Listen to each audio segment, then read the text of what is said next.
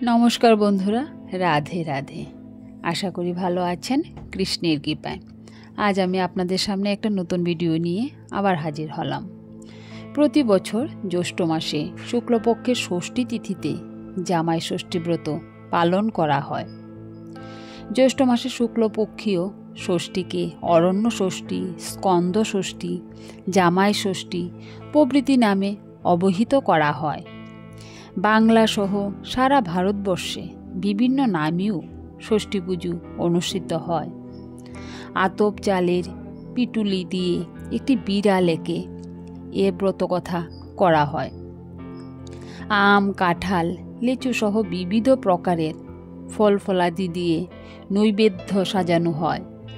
ছটা পান, ছটা সুপারি, হলুদে ছুপানো কাপড়ের টুকরো বাঁশ পাতায় জড়িয়ে 6 গাছা সুতো পাকিয়ে ও হলুদ মাখিয়ে তার সঙ্গে বেঁধে দিতে হয়। ওই সুতোকে 60 সুতো বলা হয়। চিড়ে, খই, দই, তেল ও হলুদ দিয়ে দেবী ষষ্ঠীর ব্রত কথা শোনানো হয়। ষষ্ঠী দেবী বা অরণ্য ষষ্ঠী দেবী স্বয়ং আদ্যাশক্তি মহামায়া জগৎধাত্রী। তিনি মহাশক্তি মহামায়ায় সন্তান প্রদাত্রী রূপ। বিষয়টি সুস্পষ্টভাবে দেবীর ধ্যানমন্ত্রে পাওয়া যায়। দ্বিভুজা যুবতী, বর ও অভয় মুদ্রাধারিণী, গৌর বর্ণা, নানা অলঙ্কারে বিভূষিতা, দিব্য বস্ত্র পরিহিতা, বাম ক্রূরে স্থিত পুত্র সাহিত্য প্রসন্ন বদনা, নিত্যা জগধাত্রী, সন্তান দায়িনী, সর্বলক্ষণাযুক্ত উন্নত পয়ুধর বিশিষ্ট ষষ্ঠী দেবীর ধ্যান করি। সকলের কপালে কাঁচা হলুদ স্পর্শ করে দেবীর আশীর্বাদ সূচক 60 সুতা ডান হাতে মঙ্গল কামনায় বাঁধতে হয়। 60 সুতা হাতে বেঁধে সকলকেই বা অরণ্য ষষ্ঠীর ব্রত কথা শুনতে হয়। ষষ্ঠী দেবীর পুজো অবিচ্ছেদ্য অংশ হল দেবীর মহাত্ম্যসূচক ব্রতকথার বর্ণনা। সাধারণত দেবীর পুজো সমাপনাস্তে এ ব্রতকথা পাঠ করতে হয়। সংক্ষেপে ষষ্ঠী দেবীর ব্রতকথাটি হল: এক ব্রাহ্মণীর 3 ছেলে ছিল। 3 ছেলেই বিবাহিত ছিল। সেই 3 ছেলের বউয়ের মধ্যে ছোট বউয়ের খাবারের প্রতি খুব দুর্বলতা ছিল। ঘরের বিভিন্ন প্রকারের খাবার সে নিজে চুরি করে খেয়ে সে সকল দোষ বাড়ির পোষা একটি কালো বেড়ালের উপর দিয়ে দিত। বেড়াল দেবী ষষ্ঠীর বাহন। সে অত্যন্ত দুঃখিত হৃদয়ে দেবী ষষ্ঠীর কাছে এই অপবাদের বিচার দিত। প্রতিদিন পুষ্য বিড়ালের নামে অপবাদ দিতে দিতে ছোট বউয়ের সাহস বেড়ে যায়। সে এই কাজটি নিয়মিতই করতে থাকে। এমনি করে জ্যৈষ্ঠ মাসের শুক্লপক্ষের ষষ্ঠী তিথিতে অরণ্য ষষ্ঠী ব্রতের দিন এসে গেল। ব্রাহ্মণী ষষ্ঠী ব্রত করবে। বাড়িতে আনন্দ উৎসব শুরু হলো। ব্রাহ্মণী ষষ্ঠী দেবীর জন্য নিজের হাতে পায়েস, মিষ্টি, ক্ষীর, নাড়ু তৈরি করল। ছোট বউকে বলল, বৌমা, আমি তো সকালবেলাতে স্নানটা সেরে মায়ের ভোগের বিবিধ প্রকারের উপচার তৈরি করেছি। এখন পুনরায় আরেকবার স্নান করে এসে মায়ের পুজো সারব। তুমি ততক্ষণ এখানে বসে একটু খেয়াল রেখো যেন কালো বেড়ালটা দেবীর জন্য তৈরিকৃত প্রসাদের উপচারে মুখ না দেয়। পুত্রবধূকে এ নির্দেশনা দিয়ে ব্রাহ্মণী চলে গেল স্নান করতে গঙ্গার ঘাটে। এদিকে বিবিধ প্রকারের ভালো ভালো খাবার দেখে ছোট বউ আর লোভ সামলাতে পারল না। সে মিষ্টি, ক্ষীর, পায়েস, দই যা পারল তাড়াতাড়ি খেয়ে নিল। নিজেই দেবীর প্রসাদ খেয়ে খানিকটা দই তিনি বেড়ালটার মুখে মাখিয়ে দিলেন। এদিকে ব্রাহ্মণী স্নান সেরে এসে দেখলেন যে দেবীর উদ্দেশ্যে তৈরিকৃত প্রসাদকে কে যেন খাবলে খাবলে খেয়ে নিয়েছে। ব্রাহ্মণী ছোট বউকে তখন জিজ্ঞেস করল, ও বৌমা, দেবীর উদ্দেশ্যে তৈরিকৃত প্রসাদ কে এমন করে খাবলে খেয়ে গেল? ছোট বউ তখন বলল, কি জানি মা, আমি তো জানি না, একটু অন্যমনস্ক হয়েছিলাম, সে সময় আমার চোখে ধুলো দিয়ে কালো বেড়ালটা সব খেয়ে নিয়েছে হয়তো।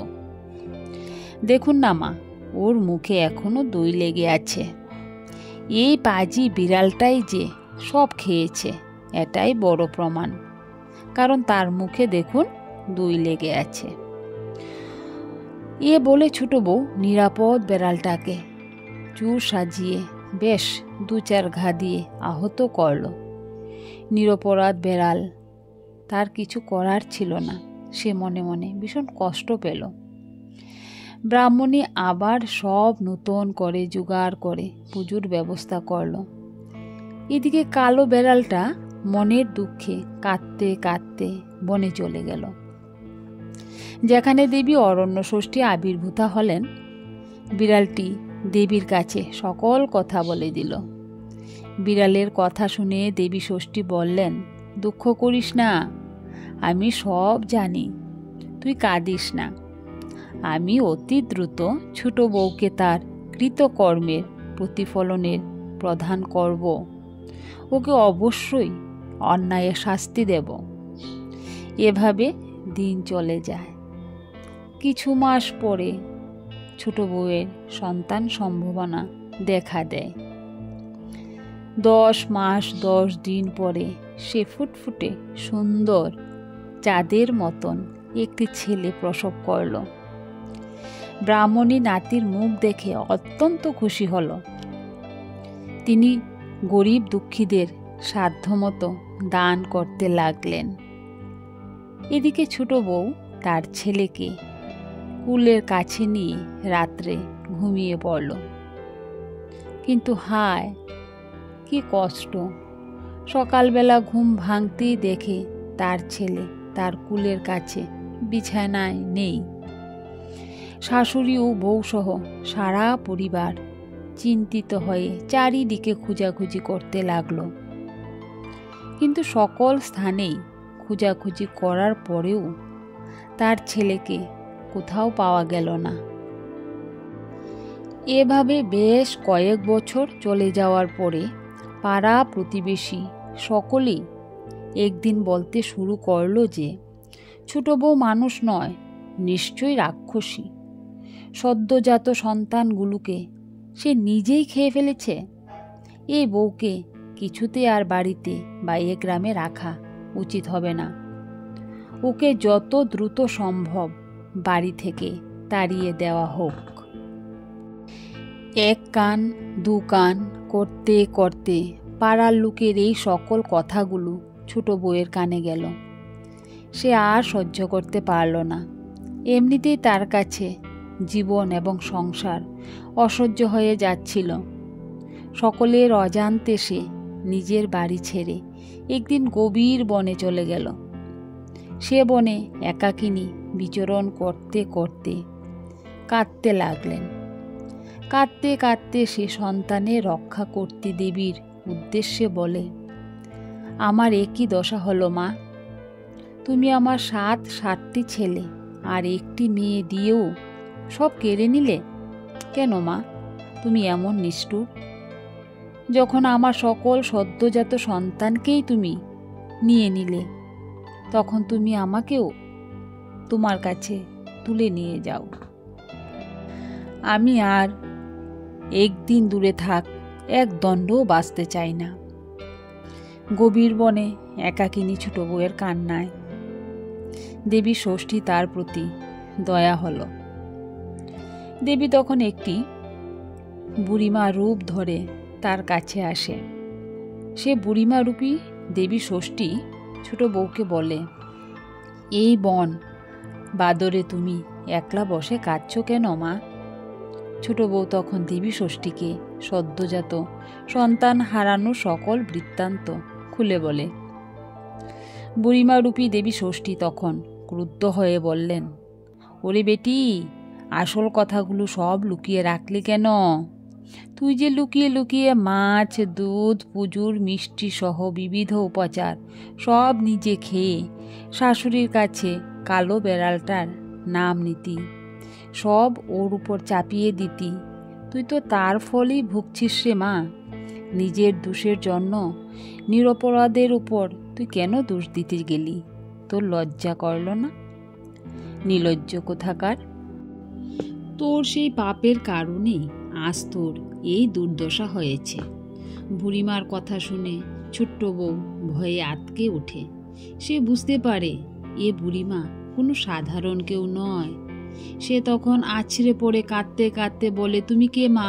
কেমন করে আমার সব গোপনীয় কথা জানতে পারলে? আমায় দয়া করো, তা না হলে আমি তোমার পা ছাড়ব না। আমি আমার পূর্ববর্তী পাপ কর্মের জন্য অনুতপ্ত। সেই পাপ খণ্ডানোর জন্য তুমি যা বলবে আমি তাই করব। ছোট বউয়ের কাতরতা দেখে অবশেষে দেবী বললেন, শোন বাছা, আমিই দেবী ষষ্ঠী। পৃথিবীর লোক প্রকাশ্যে বা অপ্রকাশ্যে যা করে আমি সকলেই দেখতে পারি। ছোট বউ তখন আবার কেঁদে বলে, মা, আমি খুব অন্যায় করেছি, আমার পাপের শেষ নেই। আজ যখন দয়া করে আমায় দেখা দিয়েছ, তখন তুমি আমার এই পাপের হাত থেকে রক্ষা করো। পাপের প্রায়শ্চিত্তের জন্য তুমি যা বলবে আমি তাই করব। দেবী ষষ্ঠী তখন বললেন, ওই দেখ, পথের ধারে ওইখানে একটা মরা বেড়াল পচে পড়ে আছে। যদি এক হাঁড়ি দই ওই বেড়ালটার গায়ে ঢেলে দিয়ে সে দই জিভ দিয়ে চেটে ফের হাঁড়িতে তুলতে পারিস, তবে তোর পাপের খণ্ডন হবে এবং তুই তোর সন্তানদের পুনরায় ফিরে পাবি। দেবীর কথা শুনে ছোট বউ এক দণ্ড আর অপেক্ষা না করে এক হাঁড়ি দই এনে সেই পচা বেড়ালটার গায়ে ঢেলে দেয়। তারপর সেই দই জিভ দিয়ে চেটে চেটে আবার সেই হাঁড়িতে তুলে আনে। দেবী ষষ্ঠী ও ছোট বউয়ের কর্মে প্রসন্ন হয়। সে ছোট বউকে তার সকল সন্তান ফিরিয়ে দিয়ে বলে, এই নাও তোমার ছেলে মেয়ে, এই অমৃত দই দিয়ে সকলের কপালে ফোঁটা দাও, আর এদের নিয়ে সুখে ঘর সংসার করো। আর কখনো পুজোর প্রসাদ লুকিয়ে খেয়ে অন্যের নামে দোষ দিও না। ছেলে মেয়েদের কখনো দূর হ, মরে যা ইত্যাদি বলবে না। অন্য কাউকে যদি সন্তানের প্রতি এ সকল কুবাক্য বলতে শুনো, তবে দেবী ষষ্ঠীকে স্মরণ করে 60 বলবে। এ সকল কথা বলে দেবী ষষ্ঠী অদৃশ্য হয়ে গেলেন। ছোট বউ তখন তার 7 ছেলে ও 1 মেয়েকে সাথে নিয়ে আনন্দে শ্বশুরবাড়িতে ফিরে আসে। শাশুড়িকে প্রণাম করে সে ষষ্ঠী দেবীর সকল কথা শাশুড়িকে সে জানায়। সকল কথা শুনে ব্রাহ্মণী বিস্ময়ে হতবাক হয়ে যায়। তার চোখে আনন্দ অশ্রু চলে আসে। সে বারবার দেবী ষষ্ঠীকে স্মরণ করে তার উদ্দেশ্যে প্রণাম করতে থাকে। নাতি নাতনিকে পেয়ে ব্রাহ্মণীর অত্যন্ত আনন্দ হলো। দেখতে দেখতে নাতি নাতনি বড় হয়ে গেল। তাদের সে বিয়ে করায় জ্যৈষ্ঠ মাসে শুক্লপক্ষে ষষ্ঠী তিথিতে খুব জাঁকজমক করে ছোট বউ সন্তানাদি নিয়ে অরণ্য ষষ্ঠী ব্রত করে। লোকমুখে অরণ্য ষষ্ঠী বা জামাই ষষ্ঠীর ব্রতের মহাত্ম্যের কথা দেশ দেশে ছড়িয়ে রয়েছে। বন্ধুরা, এই ছিল ষষ্ঠী দেবীর ব্রত কথা। আপনাদের কেমন লাগলো অবশ্যই কমেন্টে জানিয়ে দিন।